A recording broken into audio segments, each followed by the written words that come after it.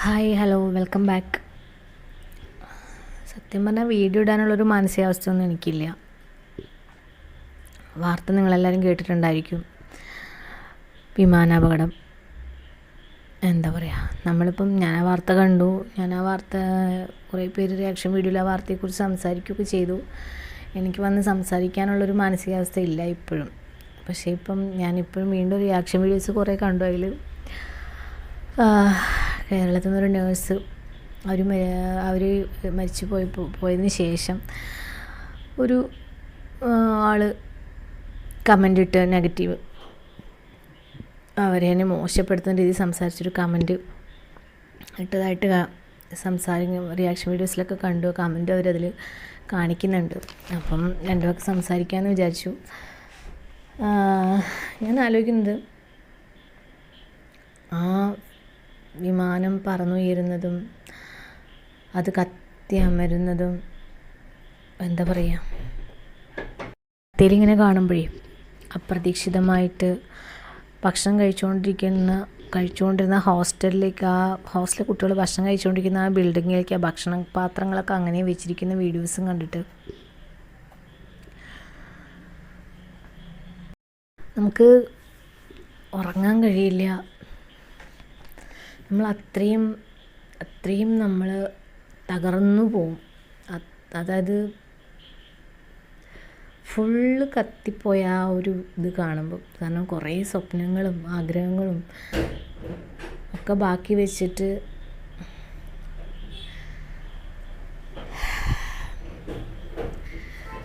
അപ്പോൾ നമ്മൾക്ക് ശരിക്കും, അതായത് ഒരു കുടുംബത്തെ സ്നേഹിക്കുന്ന, അല്ലെങ്കിൽ സ്വന്തം നമ്മുടെ വീട്ടിലുള്ളവരെ സ്നേഹിക്കുന്ന, അറ്റ്ലീസ്റ്റ് അതായത് ആർക്കെങ്കിലും ഒരു 2 നേരം ഭക്ഷണം കൊടുത്താൽ അപ്പോഴെങ്കിലും നമുക്ക് അവരോടൊരു അറ്റാച്ച്മെൻറ്റ്, സ്നേഹം അങ്ങനെയെങ്കിലും ഉള്ള ഒരാൾക്ക് ഒരിക്കലും ഇങ്ങനത്തെ ഒരു അവസ്ഥയിൽ കണ്ട ഒരാളെ ഇത്രയും മോശമായ രീതിയിലൊരു കമൻ്റ് ഇടാൻ പറ്റില്ല. കാരണം എന്താ പറയുക, കാരണം അവർ മക്കളുണ്ട് തോന്നുന്നു, മക്കളെയൊക്കെ ഇവിടെ നിർത്തി പോകാമെന്നൊക്കെ ഉണ്ടല്ലോ. ഒരു അമ്മ മക്കളെ അങ്ങനെ നിർത്തിയിട്ട് ജോലിക്ക് പോയിട്ട് വരികയെന്ന് പറഞ്ഞാൽ അവരുടെ മനസ്സിങ്ങനെ ഒരു പടച്ചിലും വെച്ചിട്ടായിരിക്കും അവർ പോവുക.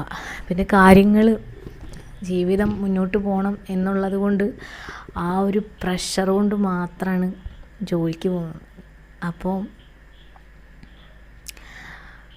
ആ ഒരു നഷ്ടം, മക്കൾക്കുള്ള നഷ്ടം, അതായത് ഒരു അമ്മയുടെ മകനാണെങ്കിൽ ഒരു മക്കളുണ്ട്, ഒരു അമ്മയെ സ്നേഹിക്കുന്നു, അല്ലെങ്കിൽ ഒരു മക്കളെ സ്നേഹിക്കുന്നു, അറ്റ്ലീസ്റ്റ് ഏതെങ്കിലും ഞാനതാ പറഞ്ഞ ഒരു പെറ്റിന്, അല്ലെങ്കിൽ വേണ്ട വഴി കൂടെ പോകുന്ന എന്തിനെങ്കിലും ഇച്ചിരി ഭക്ഷണം കൊടുത്തിട്ടെങ്കിലുള്ള കൊടുത്തിട്ട് ശീലമെങ്കിലുള്ള ഒരാളായിരുന്നെങ്കിൽ അയാൾക്കൊരിക്കലും ഇങ്ങനെ സംസാരിക്കാൻ പറ്റില്ല, ഇങ്ങനത്തെ ഒരു കമൻ്റ് ഇടാൻ പറ്റില്ലായിരുന്നു. എന്താ നമ്മളീ പറയില്ലേ, കുറേ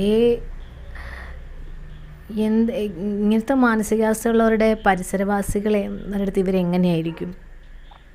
അങ്ങനെ പ്രത്യേകിച്ചൊരു ഗവൺമെൻറ് ജോബിലൊക്കെ ഉള്ള ഒരാളാണെങ്കിൽ അയാളെ ഡിപ്പെൻഡ് ചെയ്യേണ്ടി വരുന്നൊരു, അതായത് നമുക്ക് തീർച്ചയായിട്ടും അവരെ അങ്ങോട്ട് പോയിട്ട് സംസാരിക്കേണ്ടി വരുന്ന ആൾക്കാരാണെങ്കിൽ അവിടെ ആൾക്കാരോട് എങ്ങനെയായിരിക്കും ഇയാൾ ബിഹേവ് ചെയ്യുന്നുണ്ടാവുക? കാരണം അത്രയും മനസ്സാക്ഷി എന്ന് പറയുന്നതിൻ്റെ ഒരു സീറോ എന്ന് പറയാൻ പറ്റില്ല. അപ്പോൾ പോസിറ്റീവോ ഒരു മൈനസിൽ കിടക്കുന്ന ഇയാൾ, മനസ്സാക്ഷി എന്ന് പറയുന്ന സാധനം സീറോ ആണെന്ന് പറയാൻ പറ്റില്ല, മൈനസിൽ കിടക്കുന്ന ഒരാൾ എങ്ങനെ ഈ സൊസൈറ്റിയിൽ എങ്ങനെ ഇങ്ങനെ പോലുള്ളവരൊക്കെ ജീവിച്ചു പോകണമെന്ന് ആലോചിക്കണതാണ്. ഇവരുടെയൊക്കെ ചിന്താഗതി എന്താ?